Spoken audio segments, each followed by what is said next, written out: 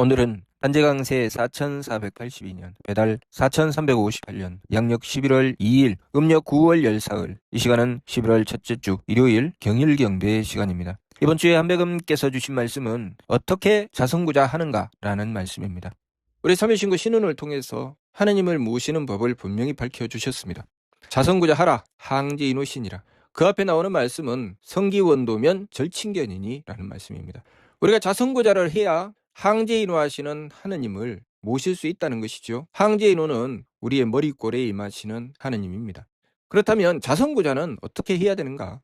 하느님께서는 유대덕대에 대려 큰 덕과 큰 지혜와 큰 힘을 가지셨다고 하셨습니다. 우리가 하느님을 모시게 되면 하느님의 덕을 입게 되고 하느님의 지혜를 받들게 되고 하느님의 힘을 얻게 됩니다.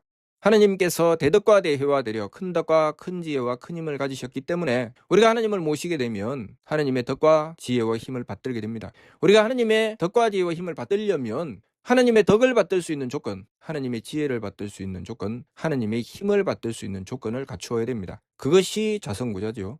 그래서 성기원도면 절친견이라는 말씀은 우리가 하느님의 덕과 지혜와 힘을 받들 수 있는 조건을 갖추지 않으면 하느님의 덕체력을 받들 수 없기 때문에 성기원도면 절친견, 하느님을 만날 수가 없다는 말씀을 하신 것입니다.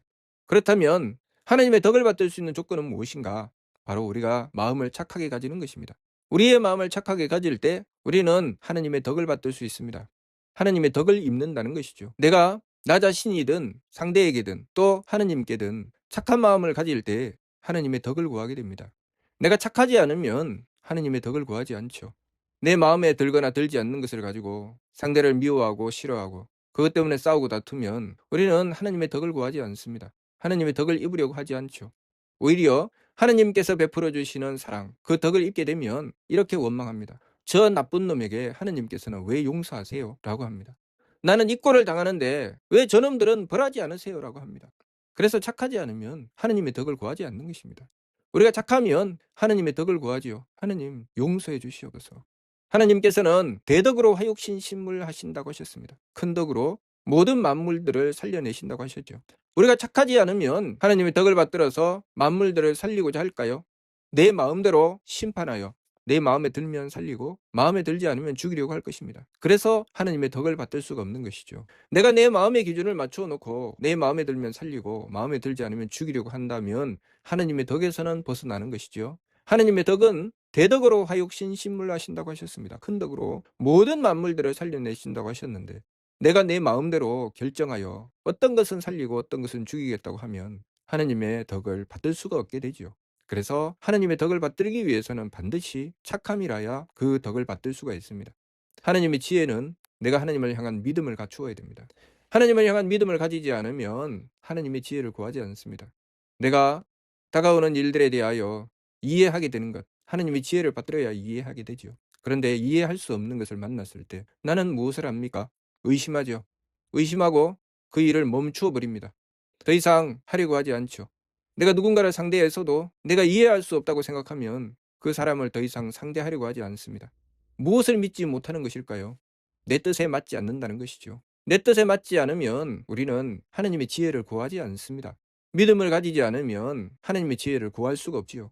내 한계를 넘어서려고 하지 않습니다. 오로지 내가 이해해야 그것으로 믿으려고 하고 그것으로 행하려고 하지요. 그렇다면 나의 한계는, 하느님의 지혜는 어떻게 얻을 수 있습니까? 나의 한계는 어떻게 벗어날 수 있죠? 벗어날 수가 없습니다. 내가 이해할 수 없는 것은 하느님께 그 지혜를 구하지 않으니 이해할 수 없는 상대방, 이해할 수 없는 일은 일단은 하려고 하지 않습니다. 그리고 오해하죠. 바르게 이해하기보다는 내 뜻에 맞지 않으면 그때부터는 대립하게 되고 그때부터는 이해하는 것을 포기합니다. 내가 하느님에 대한 믿음을 가진다고 하는 것은 무엇입니까? 내가 이해할 수 없는 것을 하느님의 지혜로 이해할 수 있게 된다는 것이 믿음이죠. 하느님께서 주관하여 다스리실 때, 존재하게 하실 때, 하느님께서 행하여 베푸실 때 내가 이해하지 못해도 하느님의 뜻이 없이는 이루어지지 않는다는 것, 그것을 믿는 것이 믿음이죠. 그것을 믿고 하느님께 지혜를 구하게 되면 내가 하느님의 지혜를 얻어서 이해할 수 있게 되는 것이지, 내가 이해하지 않으면 그것은 없어져야 되고 내가 이해하지 않으면 더 이상 나는 그 일을 행하지 않아야 된다고 생각하는 것은 나의 한계에 갇힌 것이죠.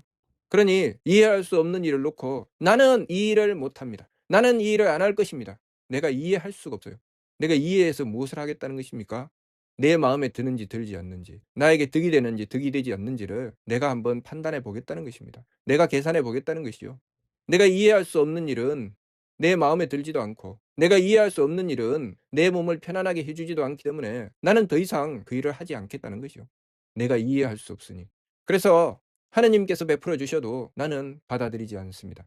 우리가 하느님에 대한 믿음을 가지게 되면 이 세상 모든 만물이 하느님께서 베풀어 주시지 않으면 이루어지지 않는다는 것, 그 생명의 근본을 깨닫게 되죠.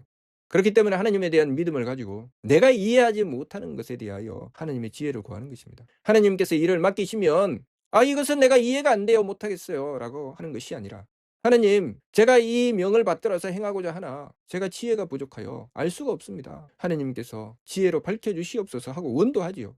그렇게 행하고자 하는 것, 그 사람은 믿음을 가지고 있는 것이죠. 하느님에 대한 믿음이 있는 것입니다. 그러나 믿음이 없으면 어떻게 됩니까? 내가 뭘 믿고 이 일을 해? 내가 뭘 믿고 내가 무엇을 겪을지도 모르는데 어떻게 내가 이것을 받아들여?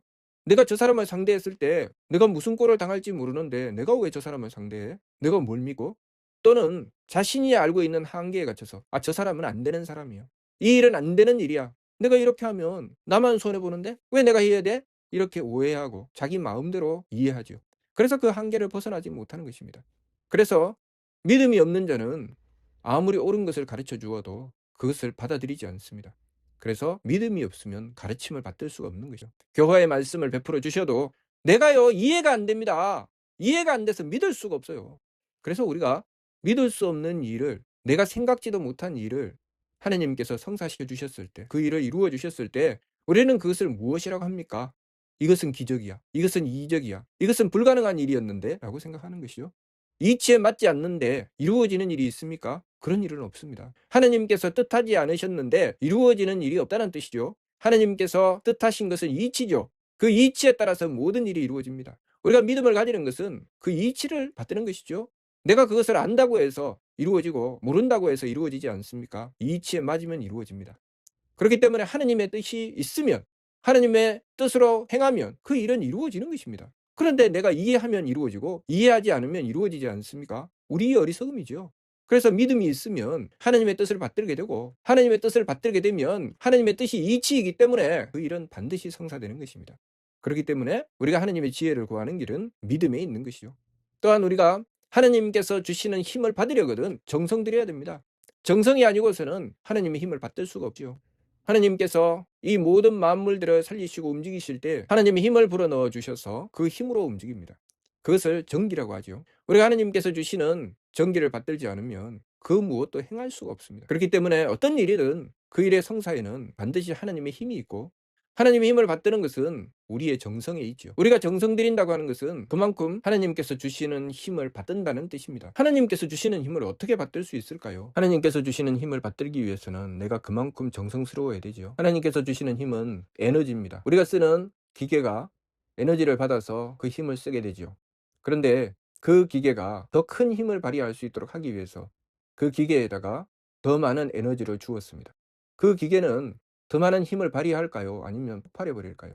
그 기계가 그 에너지를 받을 만한 조건을 갖추지 않으면 그 기계는 폭발합니다. 그래서 우리가 전자기기를 쓸 때, 전기를 공급받아서 쓸 때 그 기계가 규격에 맞는 전기를 공급받지 않으면 그 기계가 폭발해서 불타버리죠. 그만한 조건을 갖추어야 된다는 것입니다. 하나님께서 힘을 주실 때 하나님께서 무한한 힘을 주실 수 있습니다. 그러나 우리가 하나님께서 주시는 힘을 받아서 쓸만한 조건을 갖추지 않으면 하나님께서 우리의 수준을 넘는 힘을 주시면 우리는 감당하지 못합니다. 그래서 폭발해버리고 말죠. 그 힘을 받들 수 있도록 하는 것, 그것이 정성입니다.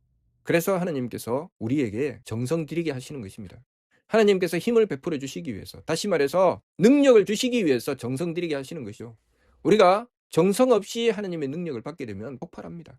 그 힘을 감당하지 못하죠. 그래서 자기 자신이 제어가 안 되는 것입니다. 그만한 정성을 갖추지 않았을 때 갑자기 많은 재산을 얻게 되었다면 그 사람은 그 돈을 어떻게 써야 될지 모릅니다. 그만한 조건을 갖추지 않았는데, 그만큼 정성 들이지 않았는데 그 사람에게 권력이 주어졌다면 그 사람은 그 권력을 어떻게 써야 될지 모릅니다. 그래서 엉뚱한 짓을 하게 되고 결국은 자신이 얻은 것 때문에 망하게 되는 것입니다.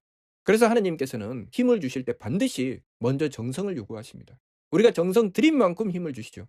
그래서 정성 들여서 하나님의 힘을 받던 이들은 망하지 않습니다. 왜 하나님께서 지극한 정성을 들인 자에게 하나님의 감동, 하나님께서 그 응함을 주시는가? 우리를 죽이지 않으시려고 그렇게 하시는 것입니다. 그러나 우리는 어리석게도 정성을 들이지 않고 얻는 길을 추구합니다. 하나님께서는 주실 수 있습니다. 우리가 정성 들이지 않아도 주실 수 있죠. 우리가 힘이 없어도 하늘에서 번개를 쳐서 엄청난 에너지를 순간적으로 주실 수 있습니다. 그 에너지를 받으면 그 에너지로 엄청난 일을 해낼 수 있습니까? 바로 타서 없어집니다. 우리가 하나님의 힘을 받을 만한 정성을 갖추면 하나님께서 주신 것을 다 받아서 제대로 다 쓸 수 있게 되는 것입니다. 그래서 우리가 능력을 갖출 때 하루아침 저녁에 갖추게 하시지 않고 우리가 날마다 정성 들이고 날마다 그 정성이 모이고 쌓여서 갖추어질 때 하나님께서 그만큼 힘을 주시는 것입니다. 그래서 능력이 늘어나는 거죠. 우리의 어리석음은 내가 정성 들였다고 해서 그 힘을 내가 만들었다고 생각하는 것입니다. 우리가 하나님의 힘을 받지 못하면 내가 정성 들인다고 하는 그것 때문에 내가 죽는 것이죠. 운동한다고 무조건 건강해지는 것은 아닙니다. 하나님의 뜻에 맞추어야 운동을 했을 때 건강해지는 것이고 무조건 욕심내어서 애를 쓴다고 해서 부유하고 풍요해지는 것이 아닙니다. 하나님의 뜻에 맞을 때 하나님께서 주시는 것을 받았을 때 그때 부유하고 풍요해지는 것입니다. 그 조건에 맞지 않으면 바로 망합니다. 그래서 항상 하나님의 힘을 받을 때는 반드시 정성이 필요하죠. 이렇게 착함과 믿음과 정성이 아니면 하나님의 덕혜력을 받을 수 없습니다. 이것을 삼일신고를 통해서는 착함과 맑음과 후함이라고 말씀하셨습니다. 우리가 착함과 맑음과 후함으로써 하나님의 덕과 지혜와 힘을 구할 수 있습니다. 그것이 자성구자입니다. 우리가 착하지 않으면 하나님께서 덕을 베풀어 주셔도 우리는 악함으로 달립니다. 원망하고 한탄하며 미워하고 저주하죠.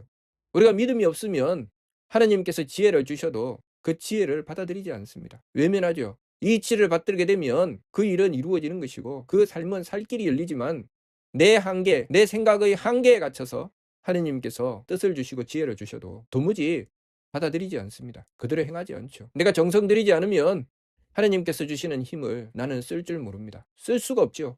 그래서 아무리 좋은 컴퓨터를 주어도 그 컴퓨터를 쓸 수 있는 기능이 없으면 그 컴퓨터는 나에게 무용지물이 되는 것입니다. 하나님께서 나에게 힘을 주셔도 내가 그 힘을 받들어 쓸 수 있는 능력, 그 정성을 갖추지 않으면 하나님께서 주신 힘을 나는 제대로 쓸 수가 없습니다. 그래서 정기의 이치에 따라서 베풀어야 한다고 하시는 것입니다. 배려할 줄 모르면 내가 내 역할, 내 구실을 할 줄 모르면 하나님께서 주신 힘을 오히려 내 삶을 망치는 데 쓰고 내가 죽을 길을 여는 데 쓰게 되는 것입니다. 그러니 우리가 이 이치를 바르게 알고 하나님의 덕과 지혜와 힘을 구하는 길, 하나님을 모시는 그 자성구자의 길을 어떻게 열어내는지 그것을 바르게 깨달아야 됩니다. 착하지 않으면 안 되고 하나님을 믿지 않으면 안 되고 정성 들이지 않으면 안 된다는 것. 그것을 우리가 바르게 깨닫고 항상 우리가 착하고자 하고 하나님에 대한 믿음을 잃지 않고자 하고 그 정성을 놓치지 않도록 우리 자신을 늘 살펴보아야 되겠습니다. 내가 그렇게 착하고 믿음을 갖추고 정성 들이면 하나님께서 베풀어 주시는 덕혜력을 받을 수 있습니다. 그것이 자성구자입니다. 이번 주 말씀 어떻게 자성구자 하는가? 다시 말해서 항제인화하시는 하나님을 어떻게 모실 수 있는가? 착해야 되고 믿음을 가져야 되고 정성 들여야 된다는 것. 이 말씀 잊지 말고 명심하여서 우리가 하나님의 덕혜력을 받을 수 있는 존재. 그래서 하나님의 덕과 하나님의 지혜와 하나님의 힘을 받들어서 우리의 삶이 복되고 장수하며 귀한 삶이 될 수 있는 길을 열어낼 수 있도록 해야 하겠습니다. 홍익인간 이와 세계를 말씀하신 것은 우리가 하나님의 덕혜력을 받들었을 때 우리가 어떤 삶을 얻게 되는지를 말씀하신 것입니다. 하나님의 덕혜력을 받들지 않으면 홍익인간 이와 세계는 없습니다. 하나님의 덕혜력을 받들기 위해서는 우리는 하나님을 향하여 착하고 하나님을 향하여 믿음을 가지며 하나님을 향하여 정성 들여야 된다는 것. 그것을 항상 잊지 말고 명심해야 되겠습니다. 무슨 뜻인지 이해가 됩니까? 마치도록 하겠습니다.